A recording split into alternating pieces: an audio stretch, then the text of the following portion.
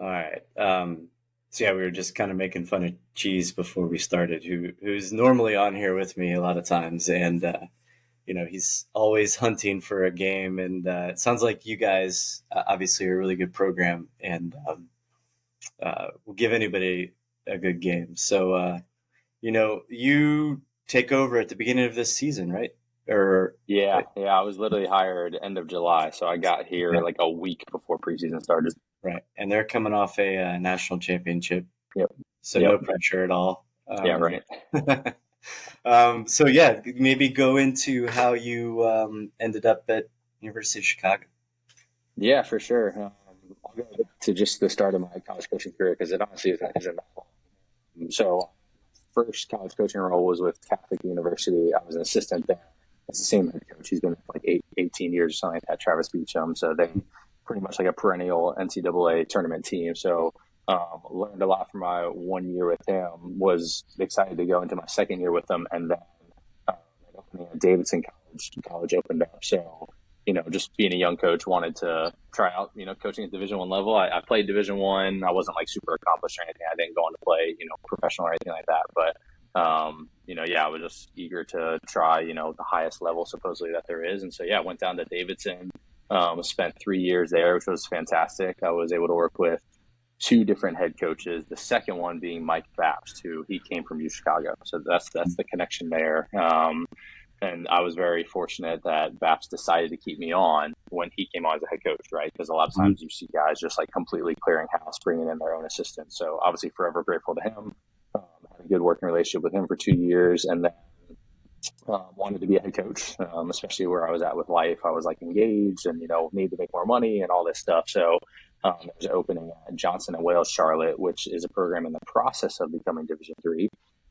So got to experience being a head coach there for 2 years, and then University of Chicago opened up for the third time in 4 years or something like that. But this is the first time I actually felt like ready to apply. Felt confident in my abilities as a head coach, all that stuff. So yeah, so been in a couple of different spots, Division III, Division I levels. So yeah, I can speak a lot just to the recruiting at the different levels and high academic versus non-high academic and just all that stuff. Yeah, I mean, so Davidson and their super high academic. Yep. So yeah, to maybe differentiate between the process that you've picked up on at D1 and D3.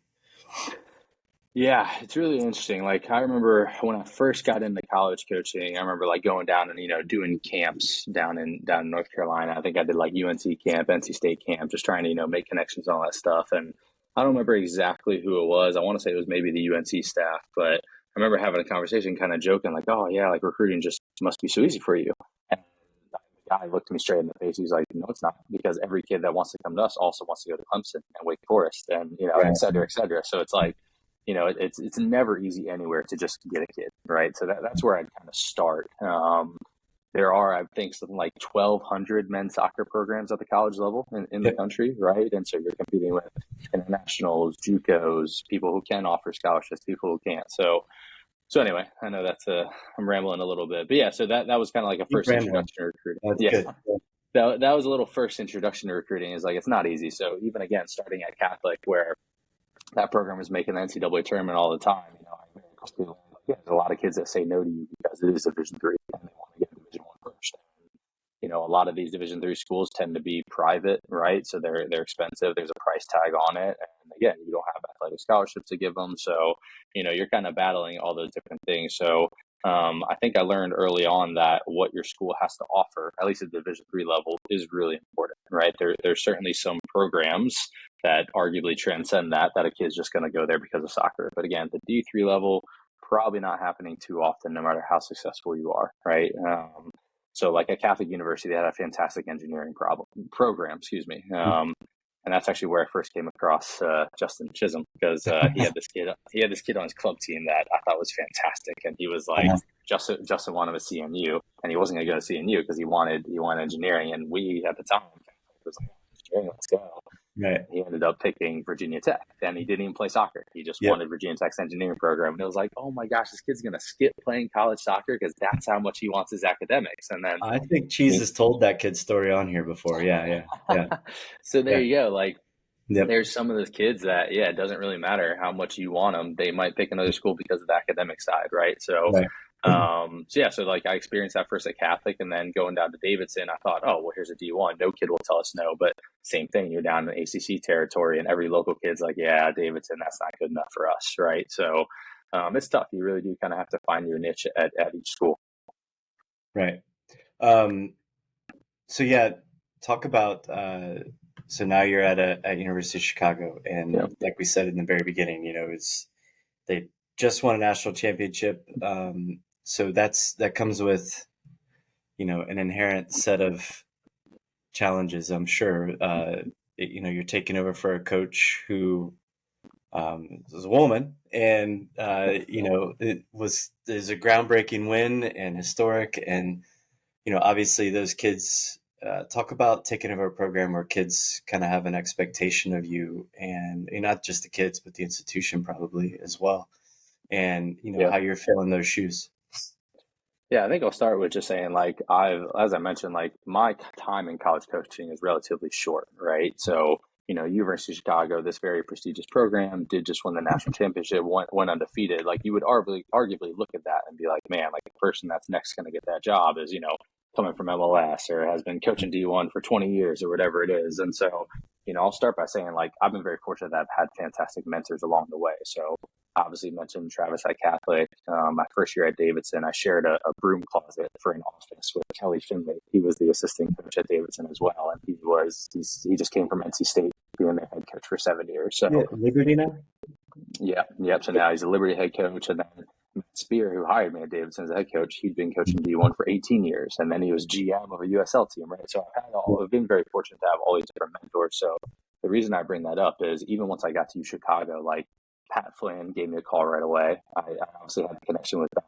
So it was Baps, Mhm. Pat Flynn, then Sitch were the last three head coaches. And Sitch has been awesome. Like we text pretty decently frequently. Like anytime I kind of do have a question, I'll hit her up. But yeah, Yeah. Pat and Sitch, like before the season, like told me about the roster, told me about the challenges, told me about the conference, all that stuff. So Mhm. I've had a ton of support. And so it kind of goes back to like, I got the question even in my interview process, what do you think about taking over a national championship team? And like, are you nervous? And honestly, wasn't. And it wasn't any sort of like, oh, like I got it, I'm a good coach. It was more like, yeah, I've been in these high level environments. Like before I got into college coaching, I was with the DC United Academy. Like that was fantastic. We were signing players to homegrown contracts. So I felt like, like I've kind of been around it, right? I've been in these good environments. I've coached D1. I have coached the high academic kids at Davidson. It's like I just feel like it's going to be familiar, right? Right. Obviously, as a competitive person myself, it's like you want to coach the program at the top, right? Like you want to coach the best players you can. So, yeah, we kind of hit the ground running, just being really excited about it. And with me being hired so late, it wasn't about me coming in and try to like implement my stuff or change all this stuff. It was like, hey, you guys are coming off an undefeated season. I'm just going to come in and yeah, I'm going to learn how you guys do things and why you guys have had success, and I'll certainly implement things here and there. And that's what I've tried to stick throughout this season. Right. So talk about your recruiting process there. I know that you're just getting your feet wet. Like you've had to pay attention to the team and Yeah. your season and that sort of thing. But I imagine that as the season hopefully doesn't wind down too soon for you. But you're the end is in sight. Whether you go all the way or not. So you kind of have to start thinking about okay, these are the steps I'm going to take. And like you said, you've learned from some of the best along the way. So how.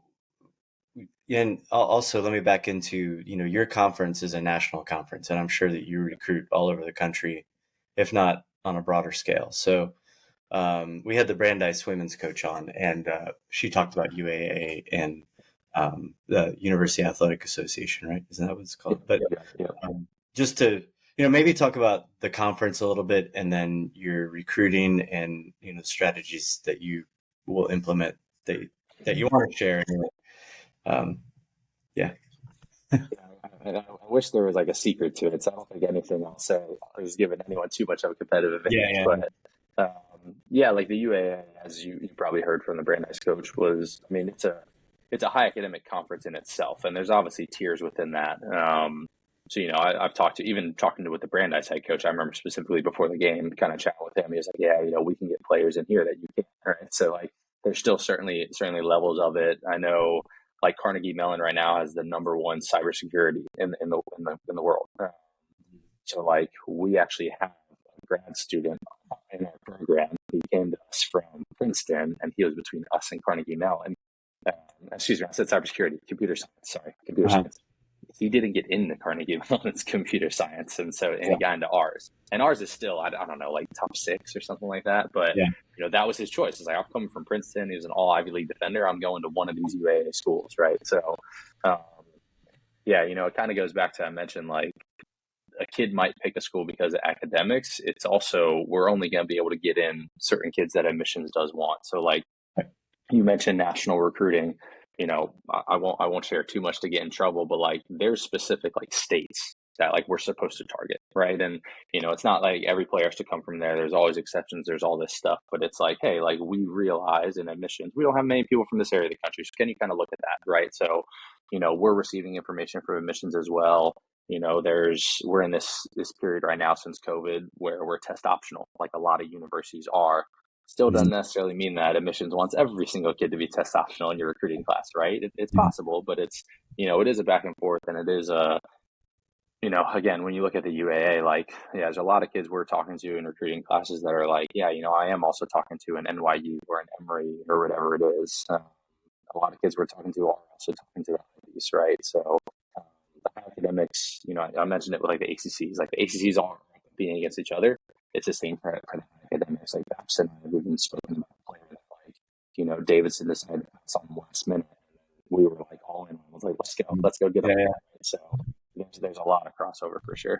So from the recruits perspective, what timeline are you guys recruiting on? Is it typical D3 or I remember talking to the Washington League coach, and they're usually a year ahead because of academics. So are you guys in the same boat as that? Where are you guys on the timeline? We are because of our academic. So like we actually finished our 2024 class near the end of September. Okay. I think like we officially kind of committed the last kid like first week of October or whatever. Yeah, it was super early, and that is because of the high academics. So like our 81, application deadline is November 1st, right? So if I wanted another kid, I would hypothetically have 2 more days to get him in. There's obviously still early action for that and stuff, but for the kids you really want, you basically have to get them in before November 1st here.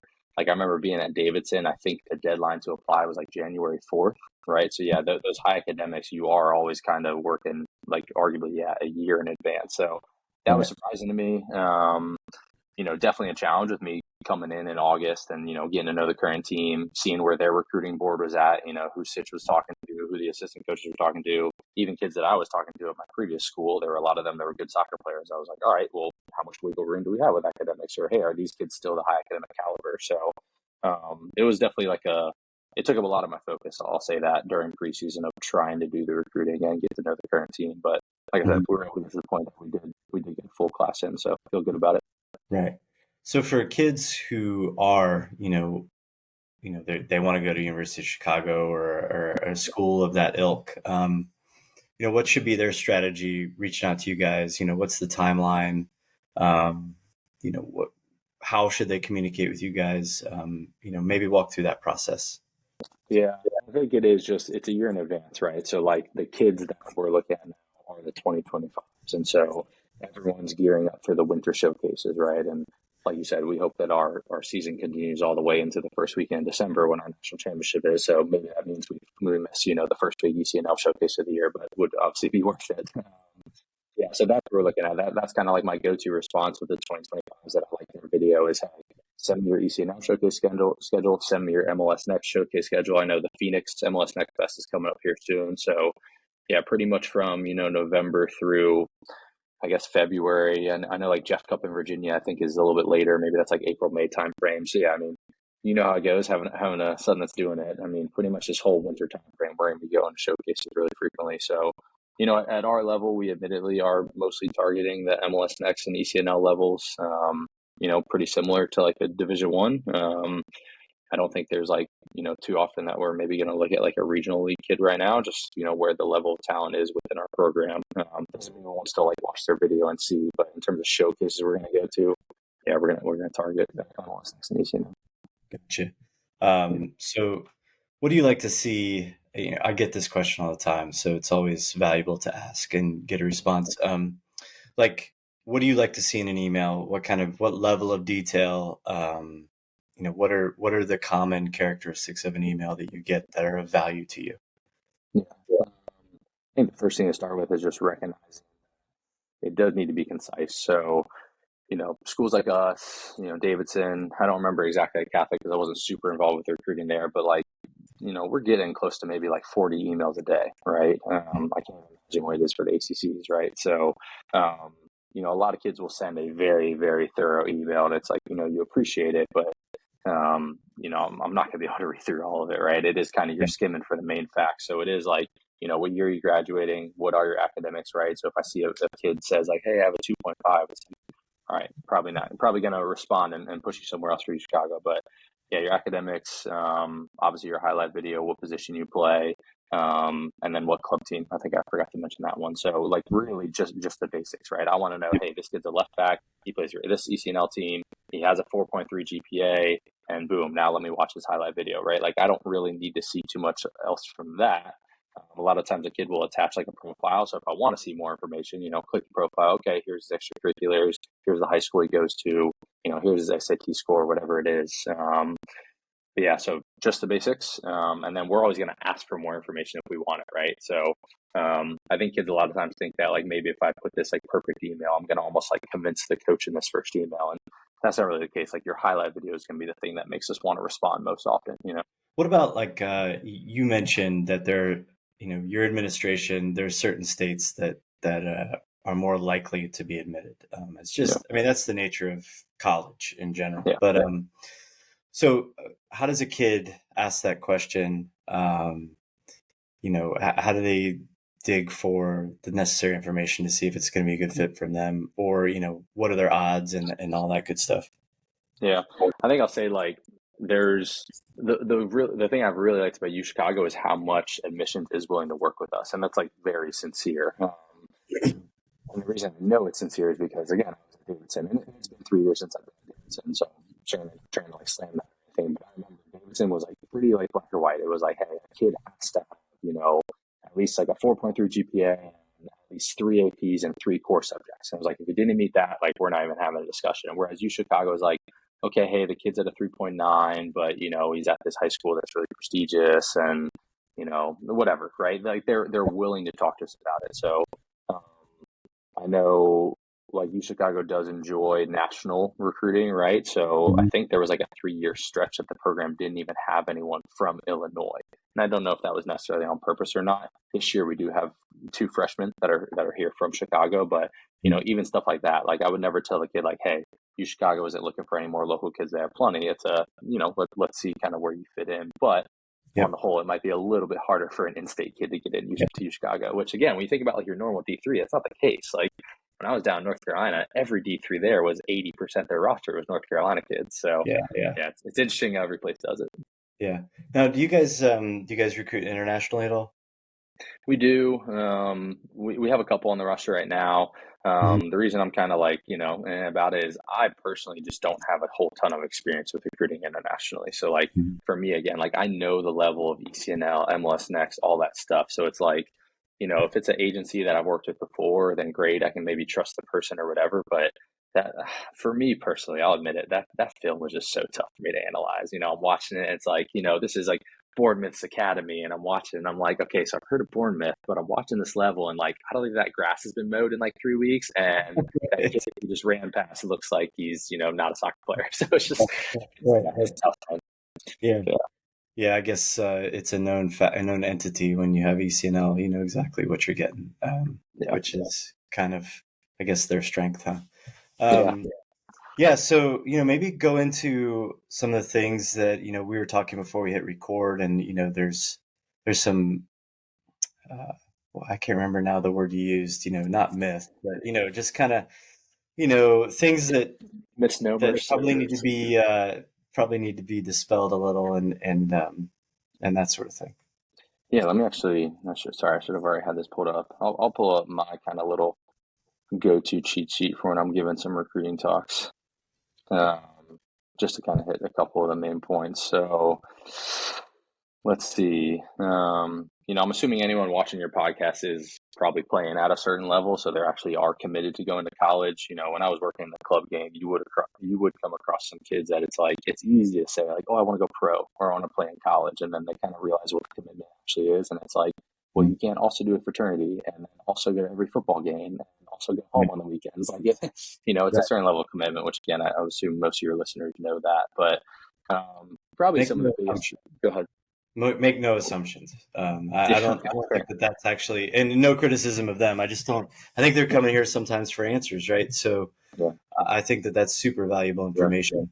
Um, Yeah, I will just kind of touch on that a little bit more then. Like when you're in season, no matter what level, so again, JUCO, Division II, whatever, you're with the team, we'll say 6 days a week because the NCAA does require that you give them one off day per week, right? mhm. So, but other than that, yeah, I mean, you're going 6 days a week in season, you're dealing with midterms. Again, you can't really like go home on the weekends even if you are local. Study abroad might be difficult, probably more possible like a Division III than a Division I level. But yeah, there's just all those like little things to consider, right? So like, us for U Chicago, we hope to push deep into the NCAA tournament. I'm having a bunch of parents now email me like, hey, like when can we book our flights for Thanksgiving? Like, when would be safe? And it's like, yeah, it's tough, right? I think that's a tough. Like they're gonna go home for Thanksgiving. Don't get me wrong, but like it's not the full week break that the rest of the students get, Yeah. right? So there is that overall commitment, right? Like we're tracking your diet. A lot of programs will do stuff in the weight room in season. So it just is, it's a lot bigger commitment than just, hey, let me get out of my car, play soccer, get back in my car, right? There's just Yeah. so much more that goes into it. So good to touch on the start. And from there, just like the differences between the levels, right? I'm a little bit biased because I'm coaching Division III, but again, having played Division I, coached Division I, this is now, third Division III school. I'll put it in quotes since Johnson and Wales isn't technically D3 yet.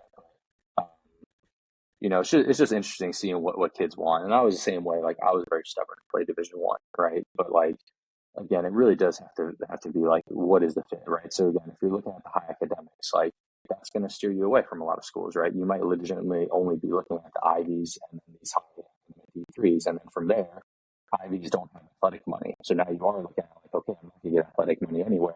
Who has the best financial need-based aid? So sorry, I'm rambling a little bit again. Keep going. Keep going. I'll go over kind of a brief overview of the levels in my mind and try to make it as unbiased as possible. I do think Division I overall is the best talent. I don't think anyone would refute that. Doesn't mean there aren't D3 schools that could beat a D1 or D2s that could beat a D1, et cetera. But D1 typically is probably going to be the biggest commitment. They have the longest spring season, typically the most amount of travel, largest budgets, all that positive stuff. Division II and NAIA for me are very heavily international, right? Hmm. You could obviously say that about certain programs at every level, but those two also have very different recruiting rules. Like you could have a 28-year-old freshman at a Division II school, right? So if you're an 18-year-old coming out of high school, you're going to be stuck on a reserve roster, right? I guess I should touch on what reserve rosters are. So reserve roster is basically what sounds like almost like a JV team. That's sometimes what they call it, the varsity team and the JV team. So it's just something good to look into and have that honest conversation with the coach of like, hey, what do you expect my role to be freshman year? And they might tell you, hey, we're going to have you on our developmental team. And then you look on the roster and you see, dang, there's like 67 kids in this program, right? So there's research you can do on those levels. So D1s and D3s don't typically have reserve rosters. Again, every now and then you'll come across one, but just something where the kid themselves will want to do that research. Biggest thing in Division III again is no athletic scholarships, so that tends to make a lot of the recruiting like kind of regional. You think typically like some lower budgets, things like that. Again, it doesn't mean it's not still very good soccer, right? Just working with what they have, and then JUCO I think gets a bad rap, but I think one of my favorite things to say about junior colleges, I think it was 2016 was the first time that a player went straight from a JUCO to playing professionally. So you can go pro from every single level. I think that's probably the biggest misnomer is like, oh, I have to go play D1. Right. It's not the case, right? And even D1 kids, it's in the U.S. we've become like a minor league baseball system at this point where very few of the draftees and MLS draft are going straight to the MLS team, right? A lot of them are starting with the USL team and working their way up. So again, Yeah. like what's the actual overall grind that you want to put in? Do you happen to know like how many kids come out of JUCO into transfer into a D3, two or one school? or That's a great NAIA? question. Yeah, that's a great question. I don't know the numbers, but like just thinking about it logically, if you say that every JUCO has 20 kids on it, which is not the case, there's more. Let's just say Right. 20. And I don't know how many JUCOs there are. I think there might be 350 or something like that. 350 times 20, whatever. Yes, there's no way all those players are going on to a Division Sure. One school, right? So Mhm. even I would think of it as the same percentages as like, hey, I'm a top kid, I'm playing ECNL, MLS Next, whatever it is. Like your whole team probably isn't going Division One, right? Maybe there's like 4 or 5 kids at the top that are. It's probably the same at like your better JUCOs. They might be sending 2, 3, 4 kids to a D1, and the rest are, who knows, maybe they're going to a D2, maybe their career's done. So I think a Yeah. common thing for me, and again, this isn't to hate on the JUCOs, like it's a great option. You can play at high level. It's normally super affordable. It can potentially move you on to a higher level. Right. But the reality is you have to go through the recruiting process twice, right? So every now and then you'll get a kid that like skips on a 4-year school's offer to pick a JUCO, and it's like, man, you are gambling, right? Doesn't mean it can't pay off, but if you have a 4-year school that wants you, that's a much safer bet for me. Right. Right. For sure. Yeah. But yeah, I interrupted you going Oh, through you're your good. list there.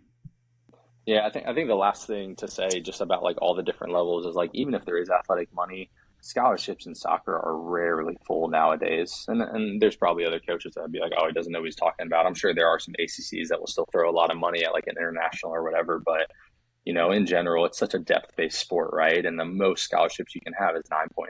So, you think about soccer, if you want to have a roster of 18 quality players, maybe that means 18 guys are on half a ride, right? But it's Right. not going to work out that perfectly. So maybe it's 3, 4 guys on 75%, a couple guys were Right. just paying for your book. So I think that's also a big one for like the parents, right? They think, hey, we've spent all this money for my kid to play club at a high level for all these years. We expect him to get a full ride. And it's like, Right. it's not really full rides for soccer.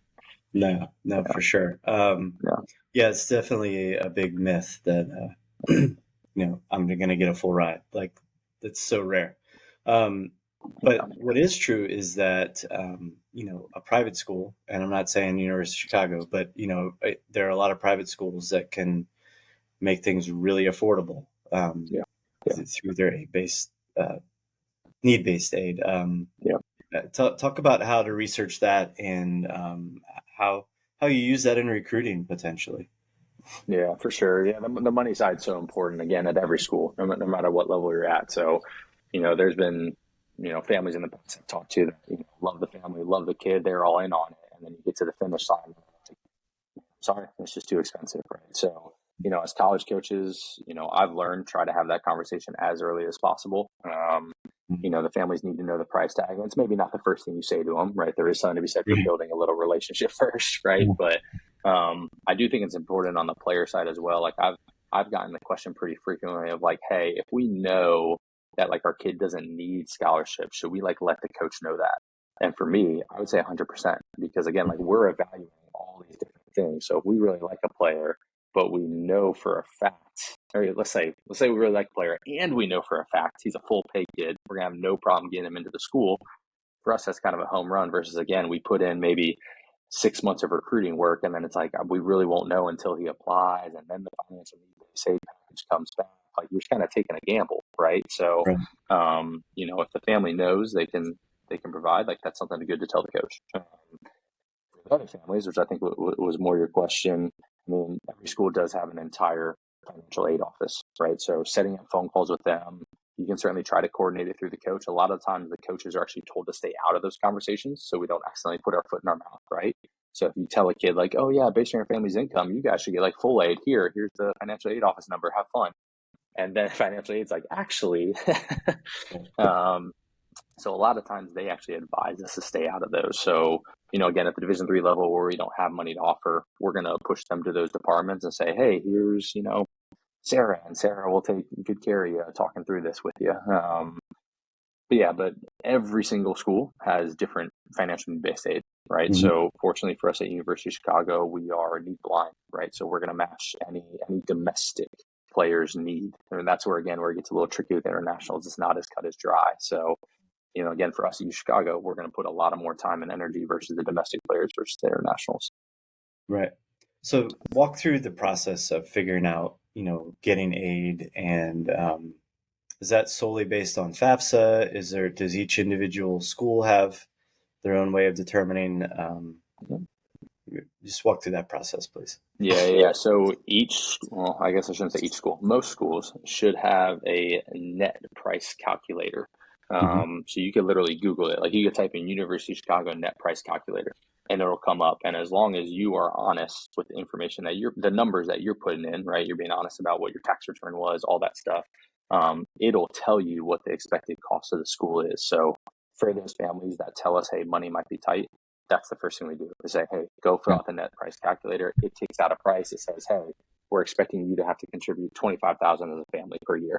And then we have that conversation. Hey, what do you think? What do you think based on the calculator? Say, yeah, it might be tight. I don't know. Is there other grant money, other scholarships available? And that's when we say, hey, here's the office's phone number. Go ahead and have a conversation with them. So for us, like our net price calculator does include that financial need-based aid. So it does give the family the info of, hey, this is how much aid you're probably going to be getting from the school.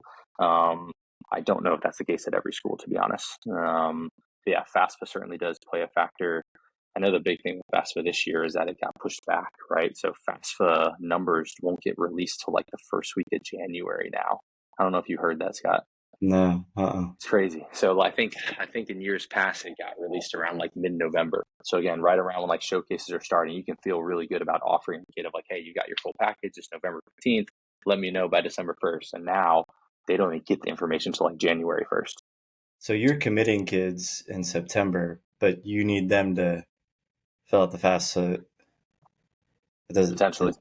Yeah, I mean Yeah, it's like it doesn't add up, right? Yeah. So no. that's where for us again, like being need blind for University of Chicago is huge because they do see the aid that they're going to get. Or again, the wealthy families where the price tag isn't even going to be a factor. But yeah, like the school I came from, Johnson and Wales, like my assistant coach took over that program, so him and I still talk like weekly, and it's one of the big things he's talked to me about. He's like, I got all these players I want to offer, and every single one of them is like, I have to wait till FAFSA. So it's like his hands are almost tied until January. So yeah, it's tough. And again, that ties back into like your listeners, like their timeline, right? So they Mhm. feel this pressure of like, oh man, I had a teammate just committed in August, and now you're telling me I have to wait till January potentially to receive any offers. But that's why it's like everyone's timeline is so different. Like it's so easy to play the comparison game, but like Right. if your family is in a tough place financially, like yeah, that means you're maybe not going to be able to accept an offer in the fall. So yeah, you got to do well in the showcases, and you got to stay on it with these coaches. You got to be honest with them. Say, coach, like you're my number one choice. You're my top three choice. I just have to wait till FAFSA. Like you gotta be eager, I guess, to keep the conversation going. Yeah. Yeah. That's really unfair. I Yeah, guess when you very. think about it. I think unfair is the best word for the entire recruiting process. To be honest, like I mean, like we're all based on our own experiences, right? And like I Mhm. remember my recruiting days, like it was a nightmare. Yeah. I don't know, I'm gonna hurt my status here, but I probably only heard from like 2 of every 10 coaches I reached out to, right? Yeah. So it's like, and again, that stuck with me. So like I do my best to respond to every single kid. Every now and then I won't. Every now and then there's an email that's like so far off, it's like I'm not even gonna respond to this one. But like for the most part, I let a kid know like, hey, you're probably a little bit below our level, but kind of will let you know or Right. whatever. Or like, hey, you'd be a good kid for us to evaluate at camp, or hey, your academics just really aren't what we're looking for. Like I Mhm. do my best just because it's similar to the interview process. Like when you never hear back from the people, like Yeah. you're just Yeah. sitting there for like 2 months, like, well, maybe they're gonna email me today. It's Yeah. horrible. Right. And you never know, you might end up playing against that kid, and he's going to have a game of his life because you never wrote back. 100%. Um, Yep. but Yep. but no, I mean, in all seriousness, like talk about like a kid doesn't hear back. How should they interpret that?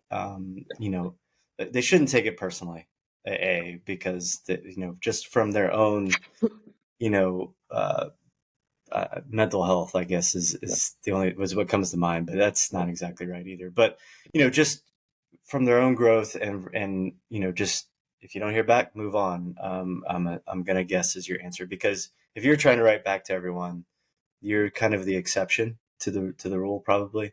So maybe talk about how a kid should take it if they don't hear back from a coach, and that what should they do? So I'll answer it in 2 ways. One, I think I wouldn't necessarily say give up right away, actually. I would say, like, within reason, follow up. And so what I mean by that is, like, if and I'll give you an example of where it's worked too. But like, let's say you're in the middle of your club season, so you're playing a game every single weekend, maybe 2 games every single weekend. So that means every, let's say, month, you have at least 4 more matches of highlight video to send, right? So if you're constantly putting, each month you're putting together just a 2-minute highlight video, and so each month you're following up with like, hey coach, no, I haven't heard from you, but I am still interested. Here's my most recent highlights. I scored 3 goals in 4 games. So we'd love for you to take a look. Like, the reason I bring that up is there was a kid I recruited to my last school that it was that story. Like, the first time I saw his highlight video, I was like, nah. And he stayed with it. Like, each month he emailed me, and then literally it was by month like 5 or 6. I kept watching. I don't know why I kept watching, but eventually I was like, this kid's got something. I was like, let me go back to his other ones, and then I told him like, hey, let me know the next showcase. Like, let me come see you play in person. And we ended up recruiting him, and he's a freshman there now, and he's getting decent minutes. So. And obviously that's the exception as well, right? So I would say within reason. So like if you go through an entire season, so maybe you've sent like 5, 6 emails between, July to December and they've never responded, like, okay, move on. But, you never know. I do think, again, like, especially if you are growing as a player, like if you know for a fact you're doing well, or maybe you legitimately grew, like athletically, you grew Right. punches, right? Like I would say try to stick with it within reason. And then the second way I'll answer that question is I would argue that you should always respond to a personalized email from a coach. Mhm. The reason I say that, again, my own experience, the school that I got recruited to play at Division 1, I never ended up loving it, right? And so again, like there's 1,200 options. There's no way for you to know about all the schools that are out there. So everyone knows the Duke, Stanford, William and Mary, if you're from Virginia, Right. whatever it is. But there are so many good schools out there that, like, if the coach is taking the time to send you a very personalized, like, hey, Johnny, I saw you play at blah, blah, blah park on Saturday. The goal you scored in the first half like completely changed the game. And it's like, okay, this coach is actually interested in me, because guys will get a bunch of emails from like, hey, saw you play. Here's my camp info, right? But again, if it's like personalized, like it's almost like let yourself be surprised by what that school has to offer. Like it might be better than NC State. You never know. Yeah, right. Well, I mean, it's more importantly, it could be a better fit, than NC Exactly. State. And that Uh, goes into like the whole, like, I like to call it status versus starter. So again, like I had an older brother that played Division 1. As soon as that happened, I was set on playing Division 1. Nothing yeah. could persuade me otherwise. So I was that kid that ignored the personalized emails from D3s. And I probably would have loved the D3 level, but I was so set on going Division 1. I was stubborn to it. I kind of forget where I was going with that point, but like, yeah, like there are better kids out. Sorry, status versus starter. Yeah. Yeah. Status versus starter is the idea of like, do you just want the status of, hey, I played Division 1, right? And it's nice to say. You can always say that when you're 30 years old. You can say, yeah, I played at Division 1 school, and you don't have to go into specifics. Or is it like, again, like this coach is recruiting me to be like the stud? He's like, hey, I got a center back graduating this year. You remind me a ton of him. I would love for you to come in and step right away. And like year 4, I expect you to be our captain, right? It's like what experience are you going to get at the college level? Right. Yeah, and it's important to give that, from the perspective, to give that a level of research, right? I mean, understand what the school is. If 100%. the school is writing you to say what you just said, that I want you to replace my star center back, then you owe them the same amount of research and understand what the school is, and say, hey, coach, you don't have engineering, so Yeah. I don't know that I want to go there. So understand all that, but we also talk about on here, like the doing things for the Instagram post. I just got recruited, to be a D1 player. That's like it really eats up cheese. Where they put D1 before they even put the school. When they make a post. So as a guy who's been involved in D3 coaching for a long time, it eats at him. So yeah, I think it's important to just, that's a great way to put it, is status versus starter. And again, like I am biased to it, but it does tie into what are other kids on your team doing, because everyone gets so caught up with that. It's like NASA Top Hat. I don't know if you're familiar with that club. They're based out of Atlanta. They had like 8 kids in Division 1 from their top team last year. Like their team was awesome, right? And I think there was like one kid that went Division 3, and so like it's very easy for those kids that are now roster number 9 through 16 or whatever to be like, oh, why I have to go to Division 1 school? My whole team is. But like I used to coach with the Charlotte Independence, and Charlotte Independence was very good about they would crank out D1 kids, D2 kids, Mhm. whole lot of D3 kids. And like, it's not hating on those kids or showing them in the pants or anything, but like, I can't tell you how often it was that those kids would come back and it'd be year one, year two, and they're transferring and they're like, yeah, it's just not Yep. what I thought. And so again, like, I'm biased. I'm coaching at the Division 3 level, but if you know you can be a stud at Division 3 versus the coach is telling you, hey, you might play by your junior year. So again, it's like, what do you want out of your experience? Yeah. Yeah. I mean, I have to imagine that you had kids on your Davidson roster that didn't get on the field very much who could have Sure. done really well at where you are now, Yeah. or at a Yeah. D3 school. But, I don't know. You get offered a spot at Davidson, you probably, just from a school standpoint, should. Yeah. Yeah. There's So a lot so of we I would say we talk about that a lot, like with the Ivies, right? So, that. University of Chicago is one of the best academic schools in the country, no problem. But, if a kid has an opportunity to go to Yale, Princeton, whatever it is, like arguably the word Yale is more household than University of Chicago, right? So it's, Right. again, those families can get caught up in that stuff. And I'll tell you, so in the 2024 recruiting class, there was a kid I really wanted. I won't say his name or what school he picked Mhm. or anything like that, but the Ivy League team, the coach sent him my way, and they're like, "Hey, we're probably going to pass on this kid." And it was between us and that Ivy League, and the kid was like still set. Like, we offered him, we had him on a visit, and the whole communication the whole time was like, "Coach, you are my." He was very blunt. He was like, "You are my number two. I'm still so excited about it. I love you, Chicago. You are my number two, though, because if this Ivy League offers me, and we got to take it." And I was trying to be really careful of like you do realize they sent you my way, right? But like, he was still holding on, and literally at like the 11th hour, I mean, like, I had to put a deadline on it eventually, right? So I put a deadline on it eventually. He called me that Friday night at like 9 p.m. at night, and he was like, "Hey, that Ivy League did decide to offer me." And I was like, "Okay, well, like, that's your dream school, so awesome." And I was like, "Well, what was the conversation like?" And then he's like, "Yeah, the coach did say like he doesn't really expect me to play, but I couldn't pass up on a Division 1 Ivy League offer." That's the way he told me, and I was like, Right. all right, like, so like, you can't, again, like, you talk about fit, it's like, and maybe for that kid's family, like, again, like, having an Ivy League education was the most important thing, right? So, I try not to get, when I was younger, early on in my coaching career, I would get so upset when a kid, wouldn't email back or pick another school. Now it is like, all right, man, like, hey, best of luck to you. There's a transfer portal for a reason. Right, exactly. Yeah, so talk about the portal. Like, how much of that are you tapping into, and what are you looking for when you're looking at guys in the portal? Yeah. So trying to think. I guess I technically was still at Davidson when the portal still happened. But I wasn't. I was mostly involved with recruiting, like, in the sense of I would just go to showcases and kind of gather names and have like initial conversations. So I wasn't like committing kids to Davidson. So that was much more like on the head coach. So the reason I say that is my experience with the transfer portal has basically been while I've been at the Division 3 level. I can tell you, no one's going to transfer portal to transfer Division 3. Right. They all expect to kind of move up a level, or if the Division 1 go to another Division 1 school. It's really interesting how many kids they expect to essentially move up through the portal.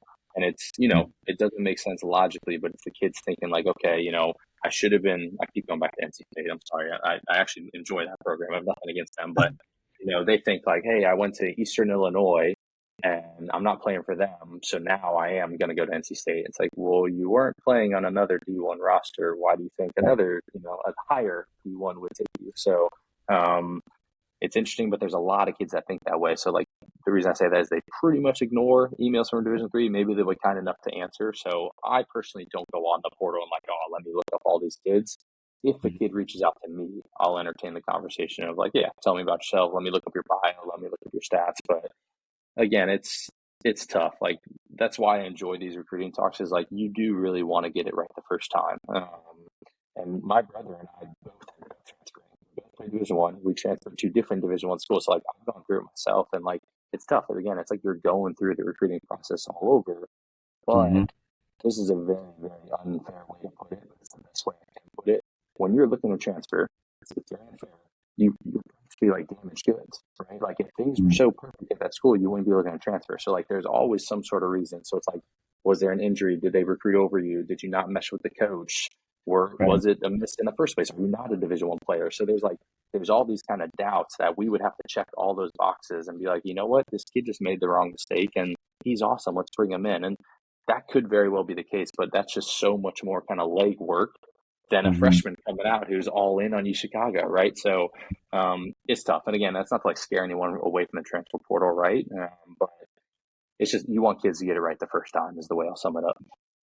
For sure. And, that goes back again to doing their research and Yeah, understanding what a school is. And, yeah, if they're fortunate enough to get, fairly far along and making the visit and yeah, having conversations, not just with the coach, but with the players and, understanding what the team is like, what you're like as a coach and your staff is like. And, especially with, you guys in the UAA, I mean, that's pretty, pretty tough, travel wise. And, you're doing a lot of homework on planes, I'm guessing, yeah, and hotel rooms and that sort of thing. So it takes a lot of discipline. You talked early on in the conversation about commitment and sacrifice and, yeah.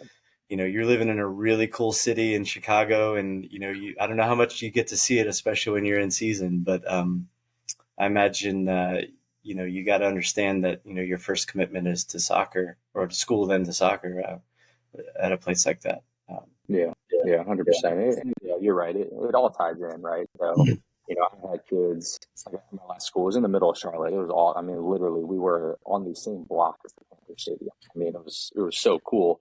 yeah, And very, very rarely, but every now and then, I'd get a kid who'd just be like, "Yeah, just it's not for me. I don't want a big city." And I was like, they want like traditional campus feel. And yeah, again, like it's what do you want out of the experience? So I think you hit the nail on the head when you said like you want to talk to the current players, right? yeah, So if it's a new coach, maybe you lean a little bit more on what the new coach is saying. He's going to have a vision for the program. He's trying to build it. But, if it's coach has been there for a while, like you do want to hear from the players. And that's even what we hear the most from players is during their visit, they want to spend time with the team as much as possible. They don't want us to walk around for multiple hours, right? So the reason yeah, I bring that up is I think there are you said it, Scott, like they have to do their own research, right? So you have to see, like, yeah, is there a player graduating at your position? Are yeah, you competing with 7 different center backs? Are you domestic, but the entire roster is international? Are you, 5'7", but all of their strikers are 6'2", right? So there's all this little detail you can look into, even the idea of like, do they play freshmen, right? So like, it's more legwork, but you can look up the box score from every single game and you can see like, hey, this program typically redshirts every freshman versus I can go somewhere and play right away. So there's all that research that you can do on your own. But yeah, when you get on campus, I want to get the players' opinions and I think that all is very telling. There's just stuff where you can like read between the lines. Again, like what is the coach telling you about your playing time? How does he talk about his current players, or how does he talk about the team that's going through like a tough stretch? Right. I think it's yeah, really always interesting getting players on campus when you have a home game. So it's a very common recruiting thing. I would argue it's a huge gamble. If we play horribly that game, we might lose our top recruit. If we play fantastic, we might sign the kid on the spot. So like it's a little bit of a gamble. But then after that game, or even that night, that weekend, how's the team responding to it? Can you go to their training session the next day and see what their body language is? Can you talk to the guys? Talk to the guy who's sitting on the bench, see what his experience is with the program. So yeah, it's I would argue like it's a lot more work than I think students think it is going on campus visit. Like you're not really supposed to go there and just like, oh, let me just have fun, right? Like that's part of it. You want to enjoy the experience, but like, yeah, you're trying to like look at and observe all these different things that are happening. right. Um, yeah. So flip that and talk about, some of the things that you observe when you go see players play their matches and,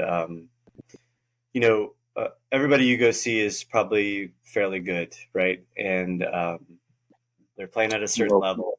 yeah, And but talk about not the not the soccer yeah, differentiators, but the other yeah. differentiators Oh yeah. that you notice and pick up on and are really important to you. Yeah, I love that you asked that question because yeah, body language is huge. Like the thing I like to joke about with families is like it's often overlooked the fact that we also have to be with you for 4 years. Right? So Yeah, like they're constantly assessing like, do I want to be with that coach for 4 years? Do I want to be at this school? Is it going to set me up for my future? Like we're thinking the same thing. It's like, is this a kid I can have a conversation with, for 4 years? But so yeah, we're looking at all that, right? So my kind of biggest advice is like you do never know who's going to be watching because everything is live streamed nowadays. Every single high school game is live streamed. Most of the showcases nowadays are recorded. So like, you might think like, oh, I'm just showing to my high school game. My coach is an idiot. He doesn't know anything, whatever. Like, I got a yellow card. It doesn't yeah, matter. that might be the high school game I chose to watch just to see what you're like in a different environment, right? So, Right. yeah, those intangibles of like what's your body language when the team gets scored on. Are you the guy lifting the team up? Are you the guy getting the ball out of the goal? Or are you dropping your head? Or are you yelling at someone? Like, what's your body language when you get subbed off? Are you yelling at your Mhm. coach? Are you high fiving your teammate coming on? Like, all that stuff I do think is incredibly important. So the other thing I'll say about it too is, it's the common stat of it's like what you're on the ball for 3 minutes a game or something like that, right? So what are you doing the other 87 minutes? I think that's vastly important. So Mhm. admittedly, I typically first notice a player because of what he does on the ball. But then from there, I'm going to try to watch that player for like 10 minutes straight. And like, okay, what is his movement? Has he not touched the ball again in the next 10 minutes? Okay, he just had one good moment, right? There's like all those intangible things that you are. Right. Um, it was interesting. I think it was last week I was talking to, have you met Alexi Coral over at UIC yet? No, Yeah, and they were talking. I need to introduce you guys. But anyway, interesting guy, and they're just talking about they've had ups and downs this season, and they're just talking about how there are certain kids who just aren't hungry to win, right? yeah, And I get to wondering, these kids play all these showcases, and it's all about recruiting and everything, and have they lost like the art of winning, so to speak, and the hunger to win? And I'm sure that you look for that, as you're recruiting. Does this kid really want to win, or is he just more about looking good yeah. and looking, trying to get recruited, that sort of Oh thing? yeah, yeah. It's Yeah. it's something we absolutely look at. It's a great point, and there are so many programs that go through it. Like I remember even having conversations about that. Like I started as a high school coach before I got into college coaching, and like the first high school I coached at was very affluent. So like you'd come up against a team of like I don't know, this is a generalization, but like all Hispanics that are on like, lunch plans at their high school and they would come in and they'd wipe the floor with you. And it's like, yeah, they actually wanted it. I don't care that they don't play on your high level club team. Like soccer means everything to them. So yeah, I mean that is a thing at all levels. So very much something we look forward to recruiting. And that's where like you could easily argue the higher levels, right? So like MLS next, like it is like it's like slow and it's very pretty and every team builds out the back and everyone plays very safe. And so yeah, like there are a lot of times you go to these club games and you're like, I'm not getting anything from this because the college game is so different. And that for that reason, that is why Right. every now and then I'll watch a high school game. It's like if I know kid's a good player, I've seen him at a showcase, it's like, all right, now I'm gonna see how he's in high school where it's under the lights and the ref's terrible and he has to be the Right. star and like it does show you like how much does this kid actually care, right? So that's something we'll talk to recruits about as well. Like I'll tell like a center back of like, hey man, I like you a lot as a player, but I've only seen you connect 10-yard passes. So like I know your coach is possession based, but can you show me a long ball every now and then? Or if you're afraid you're gonna get subbed off, I can try to talk to your coach. But Right. it is something we've gotten in those conversations with players as well. If you're center mid is a big one, right? You're kind of looking at, maybe a kid typically plays as an 8 and you're expecting him to play more as a 10. And you're like, hey man, can you make some runs forward? And they're like, my club coach tells me to hold every time. It's like, that's Yeah. our job to try to see, like, do they still have those qualities that we need in our program at the time, Mhm. right? Which that's a point in and of itself. Again, like a kid might have their dream school. Like if I already have 5 goalkeepers on my roster and not a single one's graduating, and you're a 2025 goalkeeper, I'm not going to waste your time, even though you should, because you're perfect fit. So, all that stuff is taken into consideration. And that's why, again, I go back to if school really wants you and it send you the personalized email, you're going to want to entertain that versus like, again, this team doesn't need a left back, but hey, it's my dream school. So let me just go sit the bench for 4 years. Right. Yeah, exactly. Um, Anything else like behavior wise that you see that can be a turn on, turn off, moments for you when you're watching kids play? I'm going through my cheat sheet again. I mean, I think we mostly talked about it. Soccer nowadays is very, very, or I guess soccer, at least in the US, is very focused on transition moments now, right? Mhm. It's so funny. Like, I joke about this with my staff all the time. We spend so much time working on like set attacks and set defense, and like, it's never the game.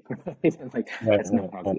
Like, every goal nowadays is scored within like 7 seconds of winning the ball and all that stuff. But so I do think those moments are incredibly important, right? So again, it's like, is a player really safe? Is every time he wins the ball, does he play back to his center backs or every time he loses the ball, is his first reaction just to drop his head?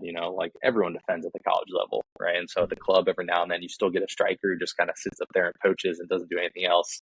I mean, maybe some school will take a chance on you, but I'm definitely not going to. So yeah, I think, your reactions, on and off the ball for sure are important as well.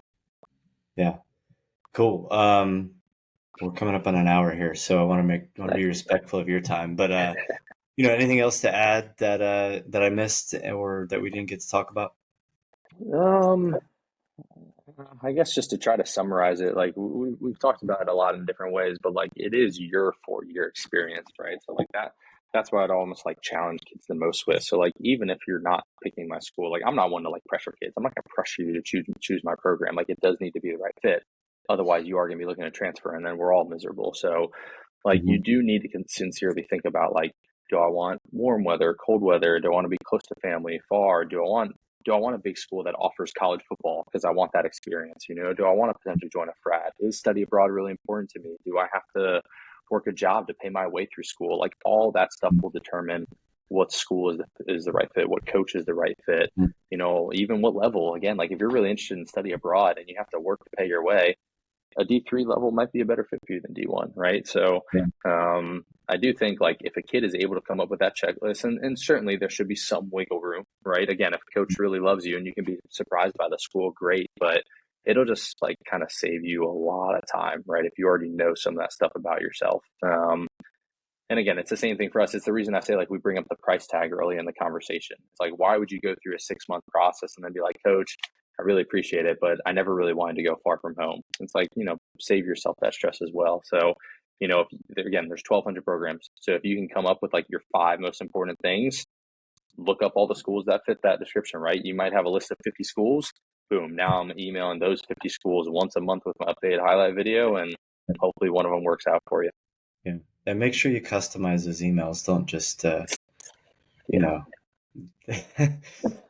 there's I've heard on this podcast people getting emails sent to the wrong people, and it's kind of it's a bad So move. that I mentioned the times that I don't respond to an email. That would be one of them. And it's dependent on my mood. If I'm in a good mood, I might respond and be like, "Hey, this is actually Coach Kroft." Like, because a lot of Right. times the name is wrong, but the rest of the information is right. They'll be talking about U Chicago, but they'll say like, "Yeah, Coach Scott," and it's like I'm not Scott, but okay. If I'm not in a good mood, I don't know if I'm gonna respond to that email. Yeah. I mean, you guys get so many emails. You can't like be the reason why.